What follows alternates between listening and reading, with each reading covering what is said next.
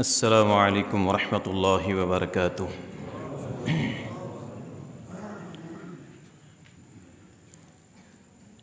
الحمد للہ رب العالمین، والصلاة والسلام علی نبیہ الامین، اما بعد فاعوذ باللہ السمیع العلیم من الشیطان الرجیم من ہمزہ ونفخہ ونفثہ۔ بسم اللہ الرحمن الرحیم۔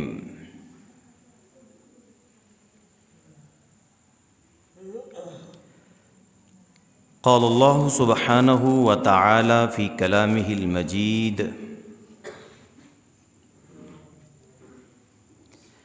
یرفع اللہ الذین آمنوا منکم والذین اوتوا العلم درجات۔ وقال النبی صلی اللہ علیہ وسلم: ان العلماء ورثۃ الانبیاء، او کما قال۔ سبحانک لا علم لنا الا ما علمتنا انک انت العلیم الحکیم۔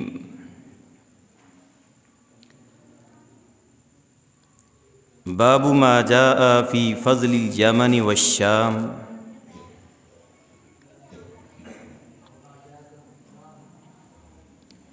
قال حدثنا هارون بن موسى بن أبي علقمة الفروي المدني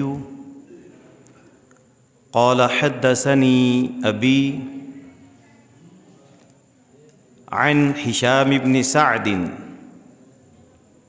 عن سعيد بن أبي سعيد المقبوري عن أبيه عن أبي هريرة ان رسول اللہ صلی اللہ علیہ وسلم قال: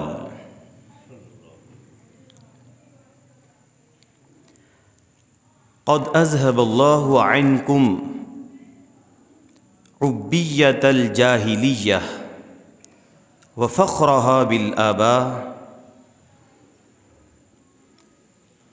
مؤمن تقی وفاجر شقی، الناس بنو آدم وآدم من تراب۔ هذا حدیث حسن صحیح، وهذا أصح عندنا من الحديث الأول۔ وسعيد المقبوري قد سمع من أبي هريرة، ويروي عن أبيه أشياء كثيرة عن أبي هريرة، وروى سفيان الثوري وغير واحد هذا الحديث عن هشام بن سعد عن سعيد بن أبي سعيد المقبوري عن أبي هريرة عن النبي صلى الله عليه وسلم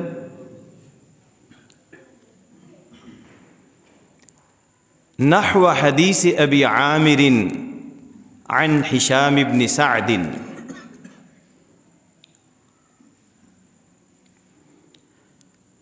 اللہم صلی علی محمد وعلی آل محمد وبارک وسلم علیہ۔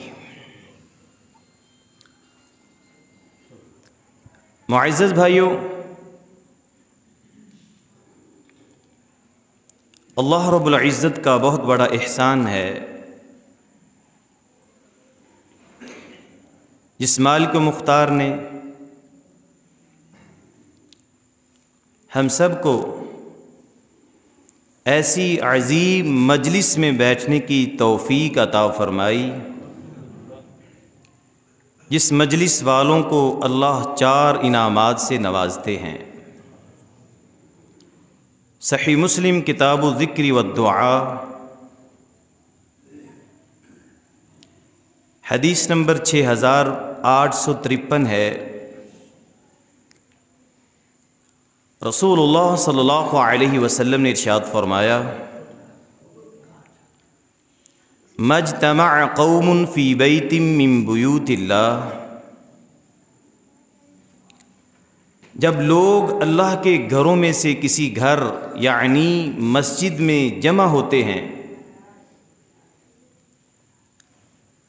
اور کیا کرتے ہیں؟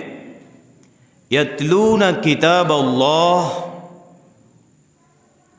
اللہ کی کتاب قرآن حکیم کی تلاوت کرتے ہیں، وَيَتَدَارَسُونَهُ بَيْنَهُمْ، اور درس و تدریس کا کام کرتے ہیں، ایک دوسرے کو دین سکھاتے اور سیکھتے ہیں۔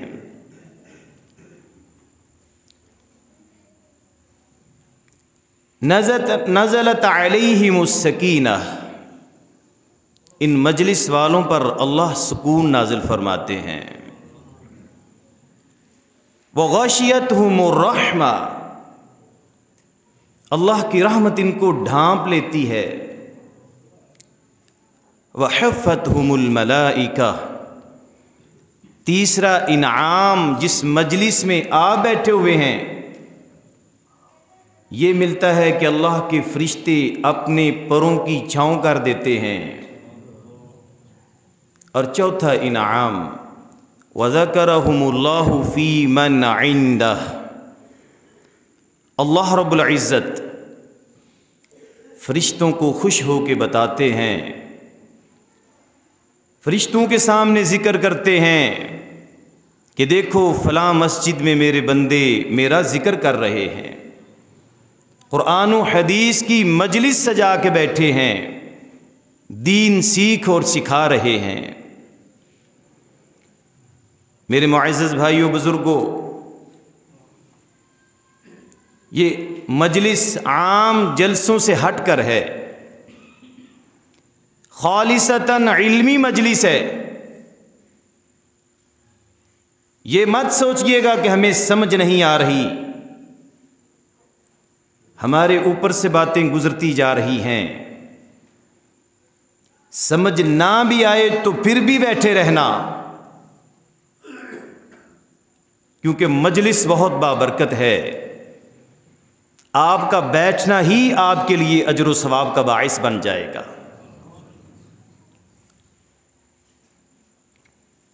جامع ترمذی حدیث کی مایہ ناز کتاب ہے۔ کتاب اور مصنف کے بارے میں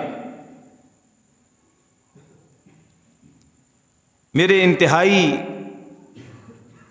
محترم اور پیارے بھائی،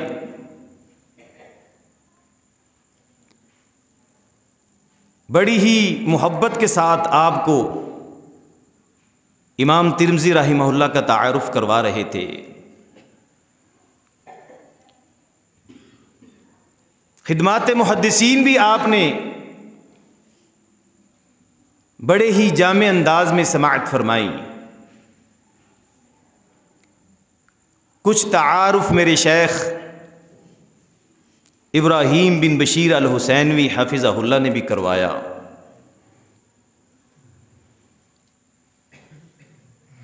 میری یہ خوش بختی ہے کہ مجھ طالب علم کو جامع ترمذی جیسی عظیم کتاب کی آخری حدیث کی شرح کرنے کا موقع ملا۔ میں نے شیخ سے معذرت کی، آپ کسی بڑے شیخ کا انتخاب کر لیں۔ ان کی محبت تھی، ان کا حکم تھا، تو میں آیا ہوں۔ اللہ میرا آنا اور آپ کا بیٹھ کے سننا قبول و منظور فرمائے۔ یہ حدیث جامع ترمذی کتاب المناقب کی سب سے آخری حدیث ہے۔ امام ترمذی رحمہ اللہ جامع ترمذی میں کل 46 کتابوں کو ذکر کرتے ہیں۔ ان میں سے یہ 46ویں آخری کتاب کتاب المناقب ہے۔ اس کتاب کا باب نمبر 75 ہے۔ باب ما جاء فی فضل الیمن والشام، یمن اور شام کی فضیلت کا باب۔ اور حدیث کا نمبر ہے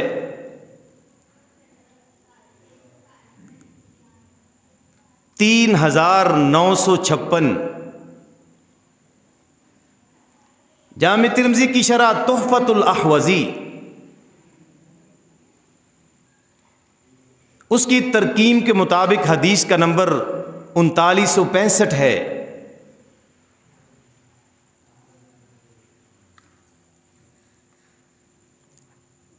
حدیث کا ترجمہ سماعت فرما لیجئے۔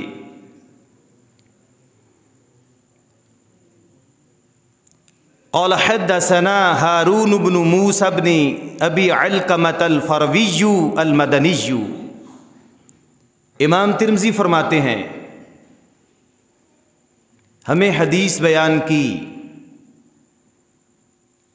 ہارون بن موسیٰ بن ابی علقمہ الفروی المدنی نے۔ قال حدثنی ابی، وہ فرماتے ہیں کہ مجھے میرے باپ موسیٰ بن ابی علقمہ نے حدیث سنائی۔ عن ہشام بن سعد،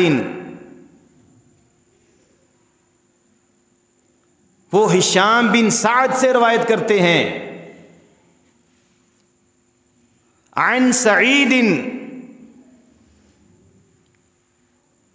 ہشام بن سعد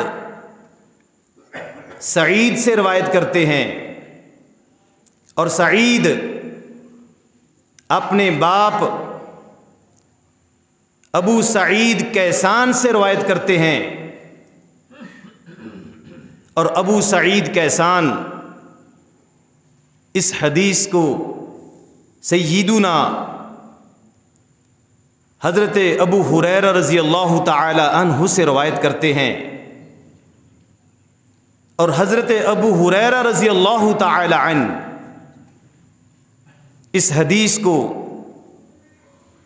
پیارے نبی جناب حضرت محمد الرسول اللہ صلی اللہ علیہ وسلم سے بیان فرماتے ہیں۔ رسول اللہ صلی اللہ علیہ وسلم نے ارشاد فرمایا،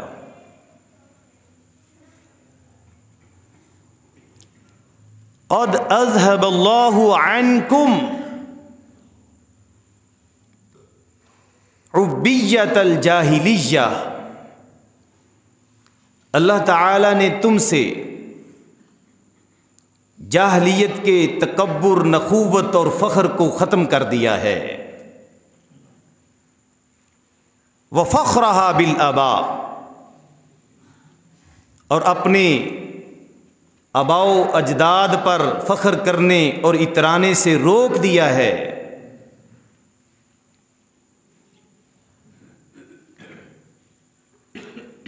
مؤمن تقی، مومن متقی ہے۔ وفاجر شقی، اور گناہگار بدبخت ہے۔ الناس بنو آدم، سارے لوگ آدم کی اولاد ہیں۔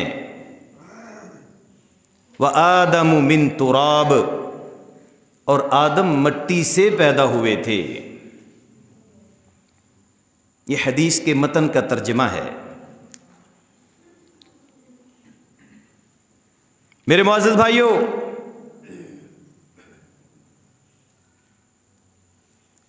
اس حدیث کو 8 سندوں کے ساتھ روایت کیا گیا ہے۔ اس حدیث کے 8 طرق ہیں جن کے ساتھ اس حدیث کو بیان کیا گیا ہے۔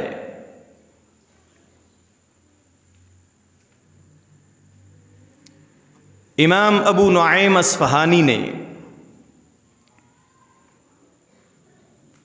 تاریخ اصبہان جلد 2 صفحہ 60 پہ، اور امام بہقی نے شعب الایمان حدیث 5127 اور 28 میں اس کو سفیان ثوری سے ذکر کیا ہے۔ اور امام بہقی نے سنن کبریٰ بہقی جلد 10 صفحہ 222 میں اور شعب الایمان کی 2126 نمبر پہ اور اپنی کتاب الآداب کی 422 نمبر حدیث کی سند میں اس کو حسین بن حفص کے طریق سے سند سے روایت کیا ہے۔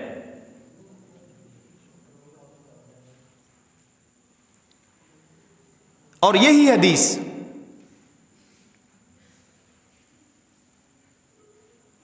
امام ابو داود رحمہ اللہ نے بھی روایت کی ہے۔ سنن نبی داود کتاب الادب کتاب کا نمبر 35 ہے، باب کا نمبر 122 ہے، حدیث کا نمبر 5116 ہے۔ اور سنن نبی داود کی شرح عون المعبود اس کی حدیث 5107 اور باب 110-11 ہے۔ باب کیا باندھتے ہیں؟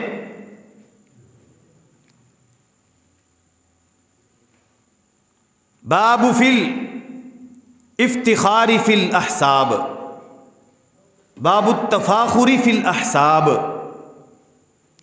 اپنے حسب نسب پر فخر کرنے کا بیان۔ اور سند کیا ذکر کرتے ہیں؟ قال حدثنا موسى بن مروان الرقي قال حدثنا المعافي وقال حدثنا احمد بن سعید الحمدانی قال اخبرنا ابن وهب۔ اس سند سے معافی بن عمران اور ابن وہب کے طریق سے ابو داؤد نے اس حدیث کو ذکر کیا ہے۔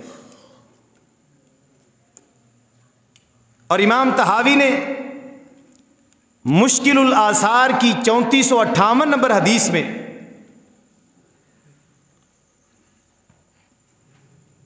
ابن وہب کے طریق سے اس حدیث کو بیان کیا ہے۔ اور خطیب بغدادی نے تاریخ بغداد جلد 6 صفحہ 188 میں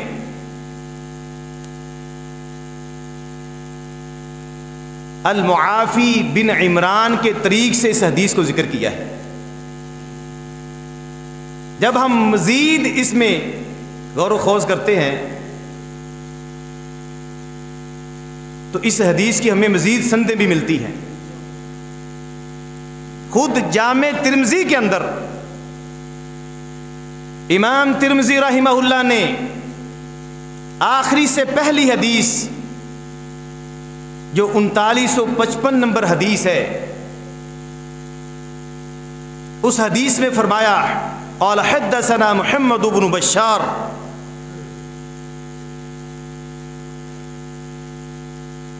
قال حدثنا ابو عامر العقدی عن ہشام بن سعد الى آخرہ۔ ابو عامر عقدی کے طریق سے ترمذی نے اس کو بیان کیا۔ جب ہم مزید غور کرتے ہیں تو یہی حدیث جو آپ نے جامع ترمذی کی آخری حدیث سنی ہے، اس حدیث کو امام احمد نے مسند احمد کی 8736 نمبر پہ قال حدثنا محمد بن عبد الله بن الزبير عن هشام بن سعد عن سعيد بن ابي سعيد المقبوري عن ابي هريرة عن النبي صلی اللہ علیہ وسلم الى آخرہ۔ اور مسند احمد کے اندر ہی 10781 نمبر پہ اس کی ایک اور سند ذکر کی امام احمد نے، اور وہ طریق کیا ہے؟ قال حدثنا عبد الملك ابن عمرو عن هشام بن سعد عن سعيد بن ابي سعيد المقبوري عن ابي هريرة عن النبي صلی اللہ علیہ وسلم الى آخرہ. یعنی یہ کل 8 سندیں جن کے ترک کا میں نے ذکر کیا ہے اس حدیث کی بیان کی گئی ہیں. ان میں ابو داود نے اور طحاوی نے اور خطیب بغدادی نے ان سب نے ان ابی ہی کے طریق کے ساتھ اس حدیث کو ذکر کیا ہے جو جامع ترمذی کی سند میں نے پڑھی ہے. ان سعید ابن ابی سعید المقبوری عن ابیہ. اور جو باقی میں نے 5 سندیں ذکر کی ہیں ان میں ان ابیہ کا تذکرہ نہیں. ان ابیہ کا تذکرہ نہ ہو تو اس حدیث کے اندر کسی قسم کا کوئی نقص واقع نہیں ہوتا. کیوں؟ میں نے جامع ترمذی کا جب متن آپ کو پڑھ کے سنایا ہے اس میں ایک عبارت ترمذی نے یوں بھی ذکر کی ہے، سعید المقبوری قد سمع من ابی ہریرہ. سعید المقبوری نے ابو ہریرہ رضی اللہ تعالی عنہ سے سماع کیا ہے. ان کے باپ کا واسطہ نہیں بھی آیا تو پھر بھی حدیث کے اندر کسی قسم کا کوئی خلل واقع ہوا نہیں. آئیے اب ہم اس کو مزید دیکھتے ہیں. یہ حدیث کیسی ہے، اس کے بارے میں محدثین نے کیا فیصلہ دیا ہے. اس حدیث کو امام ترمذی نے حسن صحیح قرار دیا ہے. اس حدیث کو امام البانی نے بھی حسن ہی کہا ہے. امام شعیب ارناؤت نے اس حدیث کو حسن کہا ہے. اس حدیث کو علامہ زبیر علی زئی رحمہ اللہ نے حسن کہا ہے. اس حدیث کو علامہ عبد الرحمن مبارک پوری نے تحفۃ الاحوذی جلد 10 کی صفحہ 423 میں حسن قرار دیا ہے. اور علامہ شمس الحق عظیم آبادی دیانوی نے ابو داؤد کی شرح عون المعبود جلد 14 کے صفحہ 16 میں اس حدیث کو حسن قرار دیا ہے. اور جلد 14 کے صفحہ 17 پر امام منذری سے بھی اس حدیث کی تحسین ذکر کی ہے. اور یہ وہ مایہ ناز حدیث ہے جس کے بارے میں امام احمد شاکر رحمہ اللہ کو یہ کہنا پڑا اسنادہ صحیح. اس حدیث کی سند صحیح ہے. کیوں صحیح ہے؟ آپ فرماتے ہیں ہشام بن سعد ثقہ. ہشام بن سعد ثقہ ہے. اخذوا علیہ خطا فی بعض الاحادیث لیس ھذا. ہشام بن سعد سے بعض حدیثوں میں خطا ہوئی. لیس ھذا بمضاعف لہ، وہ غلطی ان کی تضعیف پر، ان کے ضعیف ہونے پر دلالت نہیں کرتی.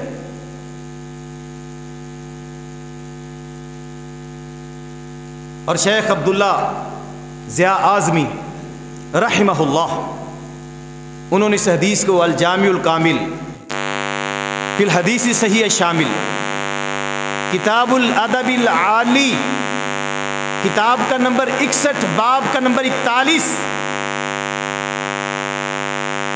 باب ذم التفاخر بالاحساب، حسب نسب پر فخر کرنا، اس کی مذمت کا بیان. حدیث نمبر 15017 نمبر پہ ذکر کرتے ہیں، فرماتے ہیں قلت اسنادہ حسن من اجل ہشام بن سعد. اس حدیث کی سند حسن ہے، اس کی وجہ ہشام بن سعد نام کا راوی ہے.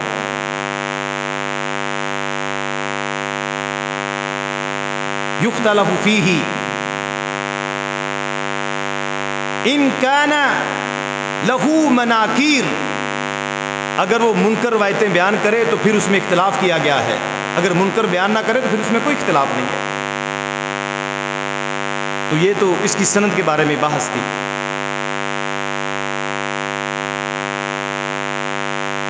سند کے تمام راوی جو ہیں ان کے اوپر اگر بحث کریں تو وقت بڑا درکار ہے، میں اشارتاً صرف عرض کر دیتا ہوں۔ سند کے پہلے راوی ہیں ہارون، ان کو یحییٰ بن معین نے فرمایا لیس بہ بأس، ابن محرز نے کہا لیس بہ بأس، امام ابو حاتم نے فرمایا صدوق،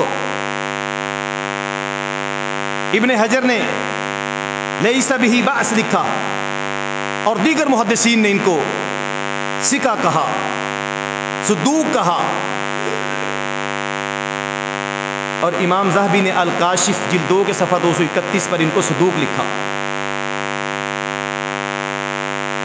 امام ابن حبان نے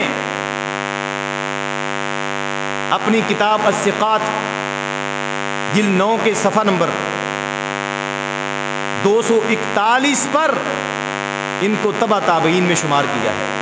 یہ 10ویں طبقے کے راوی ہیں، 174 ہجری میں پیدا ہوئے اور 252 یا 53 ہجری کو ان کی وفات ہوئی۔ ان کے باپ موسیٰ بن ابی القمہ وہ بھی ثقہ ہیں۔ اٹھائیے تہذیب الکمال المزی جلد 30 صفحہ 113، تہذیب التہذیب جلد 4 صفحہ 257، سوالات سلمی للدار قطنی صفحہ 130، اور دیگر کتب رجال۔ یہ دونوں باپ بیٹا ہی ثقہ ہیں۔ تو ہارون حسن الحدیث ہے اور موسیٰ بن ابی القمہ صحیح الحدیث راوی ہے۔ ابن حجر نے تقریب التہذیب 983 صفحہ پر ان کو مجہول لکھا ہے، لیکن یہ بات صحیح نہیں ہے، دیگر محدثین نے ان کو ثقہ قرار دیا۔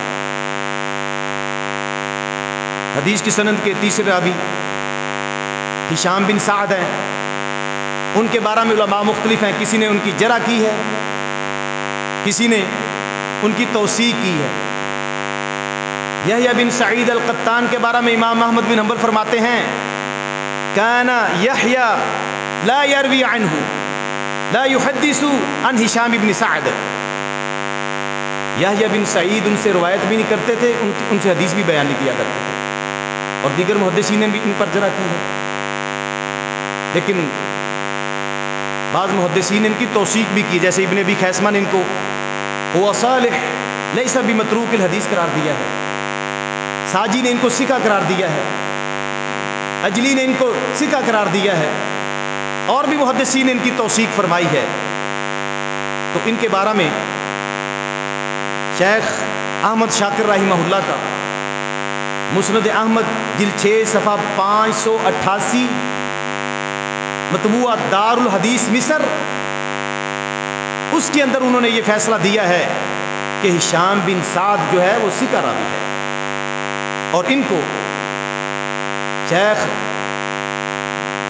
ضیاء اعظمی نے بھی حسن الحدیث قرار دیا ہے، اور شعیب ارناؤوط نے ان کو صحیح مسلم کا راوی قرار دیا ہے۔ خیر، اس ساری بحث کے بعد ہشام بن سعد جو ہے یہ حسن الحدیث راوی ہے۔ ان کے بعد سعید بھی ثقہ ہے، سعید کا باپ ابو سعید کیسان بھی ثقہ ہے۔ ان کے تفصیلی حالات کے لیے تہذیب الکمال للمزی جلد 30 صفحہ 122، جلد 30 صفحہ 204، جلد 10 صفحہ 466، جلد 24 صفحہ 240، جلد 34 صفحہ نمبر 166 کا مطالعہ کیجیے، اور اس طرح تہذیب التہذیب، دیگر کتب رجال، اگر سب کا نام لوں تو وقت زیادہ لگ جائے گا۔ ابو ہریرہ رضی اللہ تعالی عنہ، آپ سے کون واقف نہیں ہے؟ آپ دوسی ہیں، مدنی ہیں، آپ کے نام میں 20 سے زائد اقوال ہیں، زمانہ جاہلیت میں آپ کا نام عبد شمس تھا، کنیت ابو الاسود تھی، لیکن اسلام قبول کیا تو نام عبد الرحمن بن صخر ہوا اور کنیت ابو ہریرہ ملی۔ عابد و زاہد صحابی ہیں، قیام و صیام کے پابند ہیں، کثرت سے نوافل پڑھا کرتے تھے۔ یہ وہ ابو ہریرہ ہیں جن کو ابن حجر نے حافظ الصحابہ قرار دیا ہے۔ یہ وہ ابو ہریرہ ہیں جن کے بارے میں ابو صالح کہتے ہیں کان احد من المعددین من حفاظ الصحابہ، حفاظ صحابہ میں سے ایک ہیں، ان گنے چنے حفاظ صحابہ میں سے ایک ہیں۔ یہ وہ عظیم ہستی ہے جن کے بارے میں محدثین نے کہا ہے کہ ابو ہریرہ رضی اللہ تعالی عنہ احفظ من اصحاب رسول اللہ صلی اللہ علیہ وسلم، نبی صلی اللہ علیہ وسلم کے سارے صحابہ سے بڑے حافظ ابو ہریرہ ہیں۔ انہوں نے 5374 احادیث رسول اللہ صلی اللہ علیہ وسلم کی بیان فرمائی ہے۔ آپ کی وفات 57، 58 یا 59 ہجری کو ہوئی رضی اللہ تعالی عنہ۔ آئیے اب ہم دیکھتے ہیں کہ ابو ہریرہ رضی اللہ تعالی عنہ نے جو حدیث بیان کی ہے، اس حدیث میں ہمیں کیا بیان کیا گیا ہے۔ ابو ہریرہ رضی اللہ عنہ کے تفصیلی حالات پڑھنے کے لیے سیر اعلام النبلاء اس کی جلد 2 کا صفحہ 560، تاریخ اسلام ذہبی جلد 2 کا صفحہ 578 اور دیگر کتب سیر و تواریخ کا مطالعہ کیجیے۔ حدیث نبی مکرم صلی اللہ علیہ وسلم نے فرمایا قد اذهب اللہ عنکم عبیۃ الجاہلیہ وفخرها بالآباء۔ لفظ عبیہ اور عبیہ اس میں 2 لغتیں ہیں، عین کے ضمہ کے ساتھ پیش کے ساتھ اور عین کے کسرہ زیر کے ساتھ۔ بضم العین وکسرها، عین کی پیش اور عین کی زیر کے ساتھ، عین کی پیش کے ساتھ عبیہ اور عین کی زیر کے ساتھ عبیہ، دونوں طرح ہی درست ہے۔ اس کا معنی کیا ہے؟ امام خطابی نے معالم السنن جلد 3 صفحہ 622 میں رقم فرمایا عبیہ الکبر والنخوہ اصلہ من العب وہو الثقل۔ عبیہ کا معنی تکبر اور نخوت ہے، اور یہ اب سے نکلا ہے، اب بوجھ کو کہا جاتا ہے۔ ابن اسیر جزری نے نہایا فی غریب الحدیث جلد 3 کے صفحہ 154 پر بھی لکھا ہے عبیہ اور عبیہ، عین کی پیش اور عین کی زیر کے ساتھ، اس کا معنی کیا بنتا ہے؟ الکبر والنخوہ، تکبر اور نخوت۔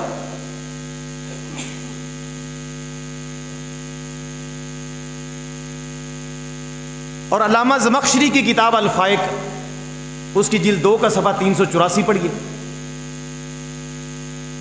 اس کے اوپر وہ لکھتے ہیں قال شیخ، شیخ نے کہا عبیہ الکبر والنخوہ، عبیہ کا معنی الکبر والنخوہ ہے۔ یہی بات شیخ ضیاء اعظمی نے الجامع الکامل جلد 17 کے صفحہ 654 میں لکھی ہے کہ عبیہ اور عبیہ عین کی پیش اور زیر کے ساتھ، اس کا معنی تکبر اور نخوت، اپنے آباء و اجداد پر اترانا، یہ اس کا معنی ہے۔ تو میرے محترم بھائیوں، اس حدیث کے اندر نبی مکرم صلی اللہ علیہ وسلم نے لوگوں کو اپنے فوت شدہ آباء و اجداد پر فخر کرنے ان پر اترانے اور تکبر کرنے سے منع فرما دیا ہے۔ آگے حدیث کے لفظ ہیں مؤمن تقی و فاجر شقی، مومن متقی ہے اور فاجر بدبخت ہے، گناہگار بدبخت ہے۔ لأن المتفخر والمتكبر اما مؤمن تقی فلا ينبغي له ان يتكبر على احد، مومن کے یہ لائق ہی نہیں ہے کہ وہ کسی کے بارے میں تکبر کرے۔ وفاجر شقی فهو ذلیل عند اللہ، فاجر شقی اللہ کے ہاں ذلیل ہے۔ والذلیل لا یستحق التکبر، تو ذلیل جو انسان ہوتا ہے اس کو بھی تکبر زیب نہیں دیتا، اس کو بھی تکبر زیب نہیں دیتا۔ لہذا تکبر کسی حال میں بھی جائز نہیں ہے۔ اپنے آباء و اجداد پر اترانا، ان کی سرداری، نمبرداری اور ان کے دیگر معاملات کو لے کر اپنے آپ کے اندر بڑائی اور عظمت محسوس کرنا، اسے منع کر دیا گیا ہے۔ بہت ساری احادیث کے اندر رسول اللہ صلی اللہ علیہ وسلم نے تکبر و نخوت اور فخر بالآباء سے منع فرمایا ہے۔ جیسے جامع ترمذی کی 3955 نمبر حدیث ہے،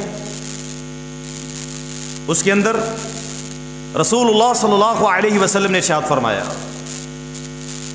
لَيَنْتَهِيَنَّ أَقْوَامٌ يَفْتَخِرُونَ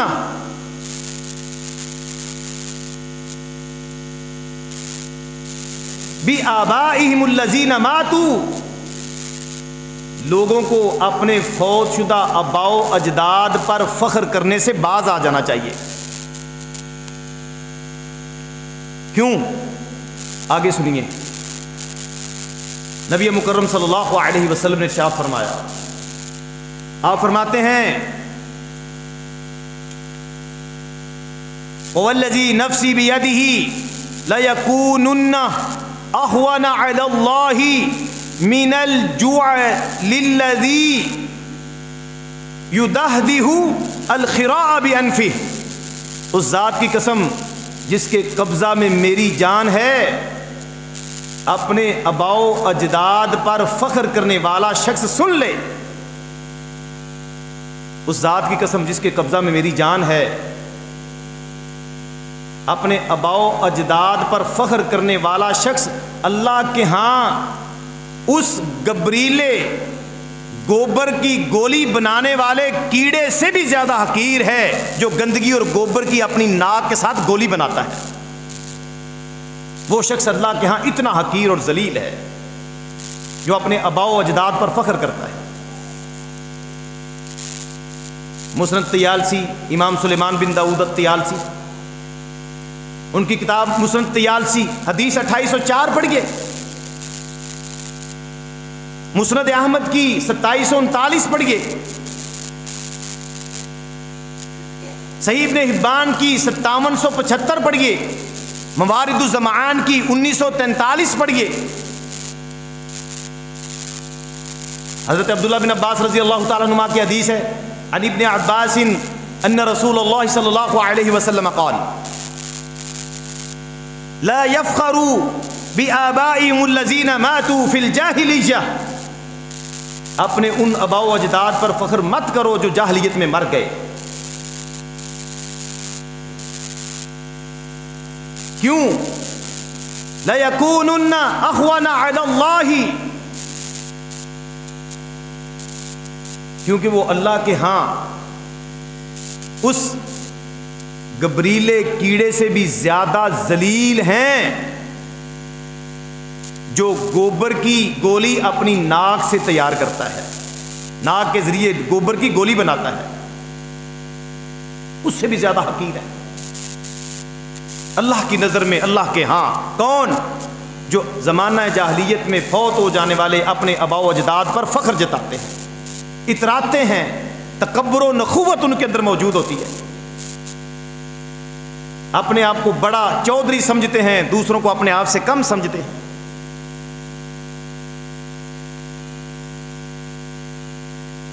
اس طرح کے بہت سارے متون موجود ہیں، مسند احمد کی 8736، 10781، مجمع الزوائد کی، کتاب الادب کی حدیث نمبر 13112، 13113، الجامع الکامل کتاب الادب العالی کی حدیث نمبر 15017، 15018، 19۔ پڑھیے تو صحیح، رسول اللہ صلی اللہ علیہ وسلم نے منع فرما دیا ہے۔ اور کشف الاستار حدیث نمبر 3584 ہے، رسول اللہ صلی اللہ علیہ وسلم کے صحابی حذیفہ رضی اللہ تعالی عنہ فرماتے ہیں کہ رسول اللہ صلی اللہ علیہ وسلم نے ارشاد فرمایا، جو لوگ اپنے آباء و اجداد پر فخر کرتے ہیں ان کے بارے میں فرمایا، آپ نے فرمایا لَيَنْتَهِيَنَّ قَوْمٌ يَفْتَخِرُونَ بِآبَائِهِمْ،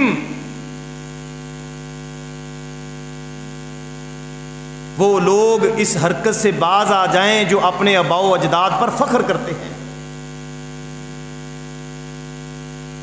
لَيَكُونُنَّ أَخْوَنَ عَلَى اللَّهِ مِنَ الْجِعْلَانِ، اللہ کے نبی صلی اللہ علیہ وسلم فرماتے ہیں اللہ کے ہاں وہ گبریلے کیڑے سے بھی زیادہ ذلیل اور حقیر ہے جو اپنے آباء و اجداد پر فخر جتاتے ہیں۔ میرے بھائیوں، اس مفہوم کی اور بھی بہت ساری احادیث ہیں، وقت اجازت نہیں دیتا، نہیں تو میں آپ کو ان کے ترک اور سندے بھی سنا کے جاتا۔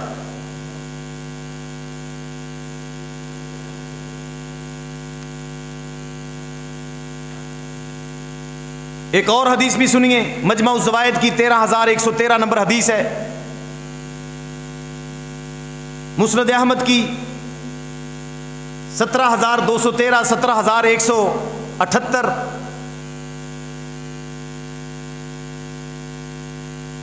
رسول اللہ صلی اللہ علیہ وسلم نے فرمایا عن ابی ریحانۃ مرفوعا من انتسب الى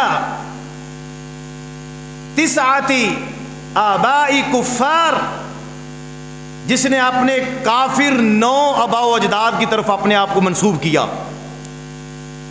کان عاشرہم فی النار، جہنم میں ان کا 10واں وہ ہوگا۔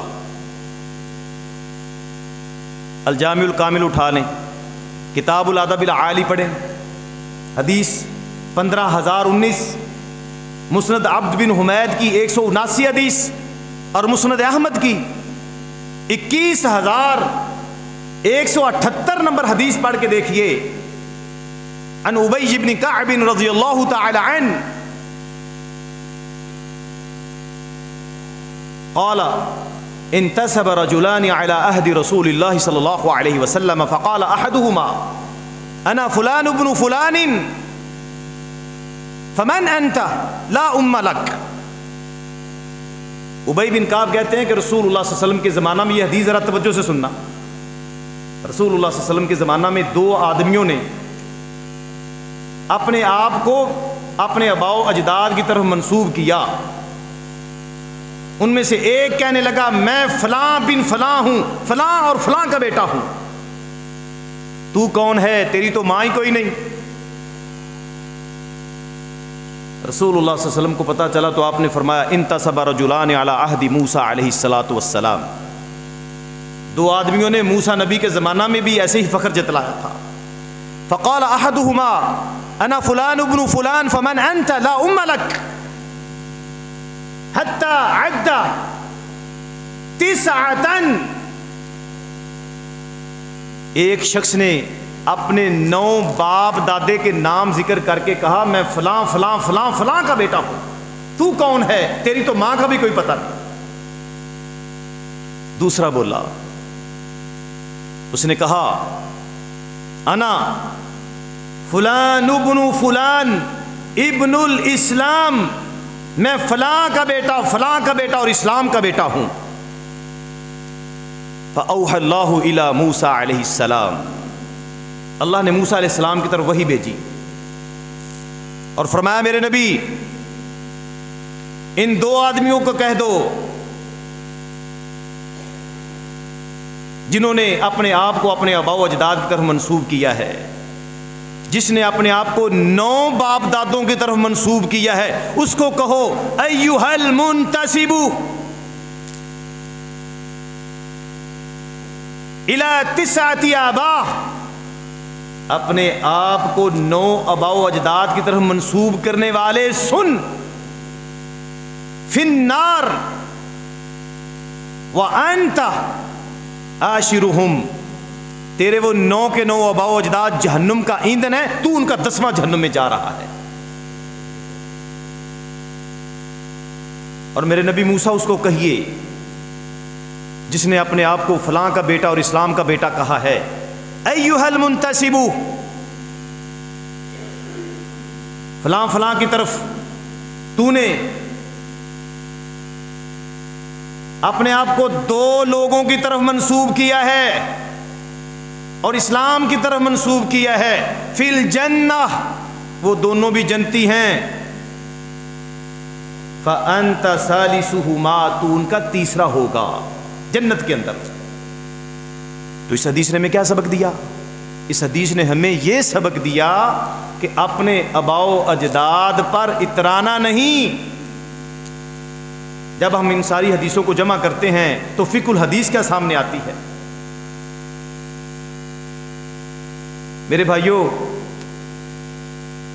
جو لوگ اپنے آپ کو اپنے آباء و اجداد کی طرف فخریہ طور پر، تکبر اور نخوت کے طور پر منسوب کرتے ہیں، اتراتے ہیں ان پر، ان کی مثال اللہ کے نبی نے گبریلے کیڑے سے دی ہے۔ پتہ ہے یہ کیڑا کیا ہوتا ہے؟ عون المعبود جلد 14 کے صفحہ 17 پہ موجود ہے۔ یہ کالے رنگ کا کیڑا ہے، جانوروں کی شرمگاہوں پہ کاٹ کے بھاگ جاتا ہے، اس کے اندر سرخ رنگ کا خون ہوتا ہے، گندگی کو پسند کرتا ہے، خوشبو سے مر جاتا ہے، گندگی سے زندہ ہو جاتا ہے، رات کو انتظار کرتا ہے سونے والوں کا، جب کوئی اٹھ کے واش روم کے لیے جاتا ہے اس کا پیچھا کرتا ہے، گندگی اس کی قوت ہے، اس کی طاقت ہے۔ جو لوگ اپنے آباء و اجداد پر فخر جتاتے ہیں ان کو اس گبریلے کیڑے کے ساتھ تشبیہ دی ہے نبی صلی اللہ علیہ وسلم نے۔ اور جن پر اتراتے ہیں، جن پر فخر کرتے ہیں، ان کی مثال رسول اللہ صلی اللہ علیہ وسلم نے گوبر اور گندگی سے دی ہے۔ کس سے دی ہے؟ گوبر اور گندگی کے ساتھ مثال دی ہے۔ اور جو فخر کرتے ہیں اس فخر کو گندگی اور گوبر کی بنی گولی سے میرے نبی نے تشبیہ دی ہے۔ بتلائیے کس وجہ سے ہم اپنے آباء و اجداد پر تکبر کریں، نخوت کریں، فخر کریں؟ رسول اللہ صلی اللہ علیہ وسلم نے تو ایسی مثال دے کے سمجھا دیا۔ جب ہم اپنے پیارے نبی صلی اللہ علیہ وسلم کی حیات طیبہ کا مطالعہ کرتے ہیں تو فخر نام کی چیز ہی آپ کی زندگی میں نہیں پائی جاتی۔ صحیح مسلم اٹھائیے، کتاب الفضائل کی 5938 نمبر حدیث ہے، جامع ترمذی کی 3605 6 نمبر حدیث پڑھیے۔ ان واصلة ابن الأصقع قال سمعت رسول الله صلى الله عليه وسلم يقول ان الله اصطفى من ولد اسماعيل كنانة واصطفى من كنانة قريش واصطفى من قریش بنی ہاشم واصطفانی من بنی ہاشم۔ اب سوال بنتا ہے، آپ نے تو کہہ دیا کہ آباء و اجداد پہ فخر نہیں جتانا، رسول اللہ صلی اللہ علیہ وسلم تو خود فخر کر رہے ہیں۔ اسماعیل کے اولاد سے بنو کنانہ کا انتخاب کیا، بنو کنانہ کی اولاد سے قریش کا، قریش سے بنو ہاشم کا، اور بنو ہاشم سے مجھے نبی بنایا۔ میرے بھائیو یہ فخر نہیں ہے، اس کو سمجھنے کے لیے منت المنعم صحیح مسلم کی شرح اٹھائیے، جلد 4 صفحہ 21 میں صفی الرحمن مبارک پوری رحمہ اللہ فرماتے ہیں یہ فخر نہیں ہے، یہ تو تحدیث نعمت کے طور پر رسول اللہ صلی اللہ علیہ وسلم اللہ کی نعمت کا اظہار کر رہے ہیں، کیونکہ اللہ نے خود حکم دیا تھا وَأَمَّا بِنِعْمَةِ رَبِّكَ فَحَدِّثْ، اللہ کی نعمت کو بیان کرو، نعمت کو بیان کر رہے ہیں، اس میں فخر اور مباحات والی کوئی بھی چیز نظر نہیں آ رہی۔ جامع ترمذی اٹھائیے 3613 نمبر حدیث، اذا کان یوم القیامہ کنت امام النبیین وخطیبہم وصاحب شفاعتہم، قیامت کے دن میں انبیاء کا خطیب ہوں گا، امام ہوں گا، ان کی سفارش کروں گا، ولا فخر، مجھے اس بات پہ کوئی تکبر اور غرور نہیں ہے۔ جامع ترمذی اٹھائیے 3615 حدیث پڑھیے، صحیح مسلم کی 5940 حدیث پڑھیے، رسول اللہ صلی اللہ علیہ وسلم فرماتے ہیں، آپ نے فرمایا انا سید ولد آدم یوم القیامہ ولا فخر وبیدی لواء الحمد ولا فخر، قیامت کے دن میں آدم کی ساری اولاد کا سردار ہوں گا، کوئی تکبر نہیں، حمد کا جھنڈا میرے ہاتھ میں ہوگا، کوئی تکبر نہیں، ہم آدم سے لے کر عیسیٰ تک تمام انبیاء میرے جھنڈے کے نیچے ہوں گے، کوئی فخر نہیں، سب سے پہلے قبر میری پھٹے گی، کوئی فخر نہیں۔ تحفۃ الاحوذی پڑھ لیجئے، جلد 10 کا صفحہ 83 پڑھیے، علامہ عبد الرحمن مبارک پور رحمہ اللہ فرماتے ہیں یہ فخر نہیں ہے، آپ نے بطور فخر نہیں کہا، تحدیث نعمت کے طور پر اللہ کے فضل آپ نے گنوائے ہیں، اللہ نے مجھ پر یہ فضل بھی کیا، یہ بھی کیا، یہ بھی کیا، یہ بھی کیا، اور اللہ نے اپنی نعمتیں بتانے کا آپ کو حکم دیا تھا، یہ فخر نہیں ہے، یہ اللہ کی نعمتوں کا اظہار ہے۔ آئیے بات کو ختم کرتا ہوں، سنیے، رسول اللہ صلی اللہ علیہ وسلم نے فخر نہیں کیا تو ہم نے بھی فخر نہیں کرنا۔ فخر والی بات کیا ہے؟ انسان دین کے معاملے میں فخر کرے۔ کس کے معاملے میں فخر کرے؟ دین کے معاملے میں۔ امام ابن حبان رحمہ اللہ نے صحیح ابن حبان کتاب الحظر والاباحہ حدیث 5776 پہ ایک باب باندھا ہے۔ باب کیا ہے؟ باب الخبر الدالی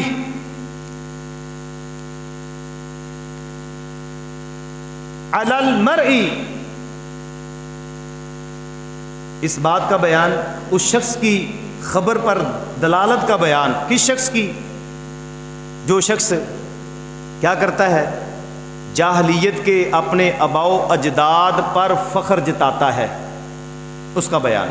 اور ایک اور باب باندھا ہے، آپ فرماتے ہیں کہ اس شخص کا بیان، کس شخص کا؟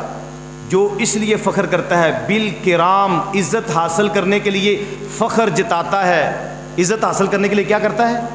فخر جتاتا ہے، حالانکہ یجب علیہ، اس پر یہ بات فرض ہے، واجب ہے کہ وہ دنیا میں فخر نہ جتائے، دین کے معاملے میں فخر کو جتائے، دین کے معاملے میں فخر جتائے۔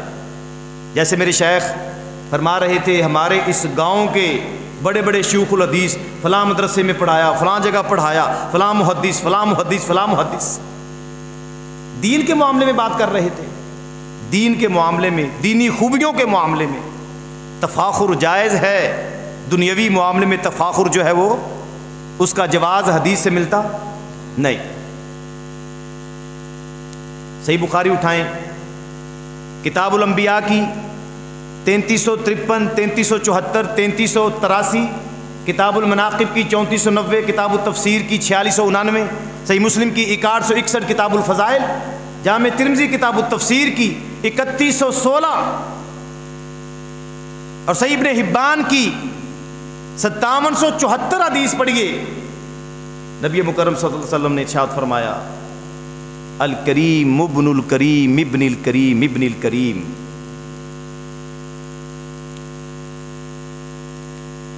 کریم، کریم کا بیٹا، کریم کا بیٹا، کریم کا بیٹا، فیوسف نبی اللہ ابن نبی اللہ ابن نبی اللہ ابن خلیل اللہ۔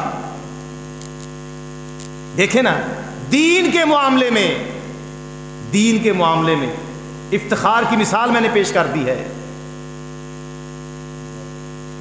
یوسف ابن یعقوب ابن اسحاق ابن ابراہیم۔ جامع ترمذی کی آخری حدیث پایا تکمیل کو پہنچتی ہے۔ امام ترمذی نے فرمایا ھذا حدیث حسن صحیح۔ حسن صحیح یہ بڑی مشکل اصطلاح ہے، اس کا ابن حجر نے جو جواب دیا وہ میں آپ کو بتا دیتا ہوں۔ حسن صحیح یا تو کسی حدیث کی دو سندیں ہوں گی، ایک سند حسن ہوگی دوسری صحیح ہوگی، یا ایک حدیث کی سند ایک ہی ہوگی، ایک قوم کے ہاں وہ حسن ہوگی دوسری کے ہاں وہ صحیح ہوگی۔ یہ اس کی سب سے آسان توضیح ہے۔ آگے فرمایا کہ سعید مقبری نے ابو ہریرہ سے سماع کیا ہے، لہذا ارسال کی اور تعلیق کی علت جو ہے وہ ختم ہو گئی۔ آگے سفیان ثوری کے واسطے ذکر کیا، سفیان ثوری نے بھی اس حدیث کو ذکر کیا، وہ میں نے شروع میں آپ کو بتا دیا ہے کہ سفیان ثوری، حسین بن حفص، ان طریق سے بھی اس حدیث کو ذکر کر دیا گیا ہے۔ اور آخر میں فرمایا نحو الحدیث ابی عامر عن ہشام بن سعد، ابو عامر الواقدی کی حدیث کی طرح ہشام بن سعد سے یہ حدیث بیان کی ہے۔ کس نے؟ سفیان ثوری اور دوسرے محدثین نے۔ تو میرے محترم بھائیوں، آخری میں میری دعا ہے کہ اللہ رب العزت ہمارے ان الفاظ کو اپنی بارگاہ میں شرف قبولیت سے نوازے۔ خلاصہ یہ نکلا، جامع ترمذی کی آخری حدیث نے ہمیں درس یہ پیش کیا ہے، فضیلت، شان، مقام، رفعت و منزلت کسی کی جتنی بھی مرضی ہو، کسی قوم، کسی علاقے کی وجہ سے کسی کو کسی پر کوئی فضیلت نہیں۔ بابو ما جاء فی فضل الیمن والشام کے ساتھ اس حدیث کا تعلق یہی بنتا ہے، اس حدیث کا تعلق یہی بنتا ہے۔ کسی علاقے، کسی ملک، کسی جگہ، کسی بستی کی طرف نسبت کی وجہ سے کسی پر فخر جتایا جا سکتا نہیں۔ فخر اگر کسی پر جتایا جائے گا تو دین کی بنا پہ، جیسے میں نے مثالیں پیش کر دی ہیں۔ اللہ تعالیٰ سے دعا ہے کہ اللہ تعالیٰ ہمارا سنانا اور آپ کا سننا قبول فرمائے۔ ہماری جن بیٹیوں نے جامع ترمذی پڑھی ہے، اللہ ان کو عالمہ فاضلہ بنائے، عمل کی توفیق سے نوازے۔ اور ہمارے شیخ ابن بشیر حسینوی حافظہ اللہ نے پڑھائی ہے، اللہ تعالیٰ ان کی محنت کو، کاوش کو قبول فرمائے۔ دن رات کریا کریا، بستی بستی، شہر شہر، گاؤں گاؤں اور ملک ملک گھوم کر نبی صلی اللہ علیہ وسلم کی حدیث کے احیاء کے لیے یہ کام کر رہے ہیں۔ دن رات اسی فکر میں لگے ہوئے ہیں کہ نبی صلی اللہ علیہ وسلم کی حدیث زندہ ہو جائے، منہج محدثین کا احیاء ہو جائے، جگہ جگہ پر حدیث کے مدارس ہوں، جگہ جگہ پر قال رسول اللہ کی صدائیں جو ہیں وہ بلند ہوں، محدثین کی سماع حدیث کی مجالس سجی ہوں۔ ان کی یہ اولین کوشش ہے۔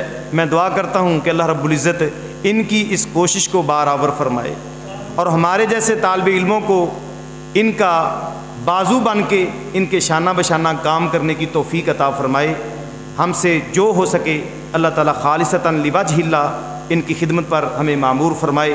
آپ جتنے بھی بیٹھے ہیں اللہ آپ سب کا بیٹھنا قبول فرمائے، جتنے بیمار ہیں سب کو اللہ شفائے کاملہ عاجلہ عطا فرمائے، جتنے ایمان اور اسلام کی حالت میں فوت ہو گئے ہیں اللہ تعالیٰ سب کی بخشش فرمائے، ہمارے ملک پاکستان کے اللہ حفاظت فرمائے، ہمیں نیک اور صالح حکمران عطا فرمائے۔ جن بھائیوں نے یہ اتنا بڑا اللہ کا گھر تعمیر کیا ہے اللہ تعالیٰ ان کی زندگیوں میں برکت فرمائے۔ آپ کے اس گاؤں حسین خان والا پر اللہ اپنی خصوصی رحمت کا نزول فرمائے۔ وآخر دعوانا ان الحمد للہ رب العالمین۔ سبحانک اللہم وبحمدک اشہد ان لا الہ الا انت استغفرک واتوب الیک۔ السلام علیکم ورحمۃ اللہ وبرکاتہ۔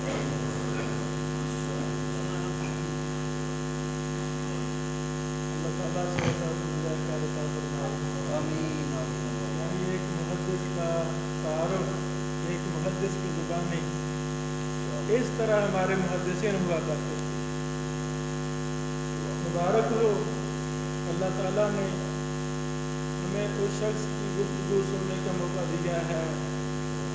حفظ حدیث، حفظ متون کے حوالہ سے شاید ان کا کوئی ثانی نہیں ہے۔ اللہ شاید کی زندگی میں علم مزید برکت عطا فرمائے اور ہمارا بھی مرنا جینا دین کے لیے خاص کر دے۔ سبحان ربک رب العزت عما یصفون وسلام علی المرسلین والحمد للہ رب العالمین۔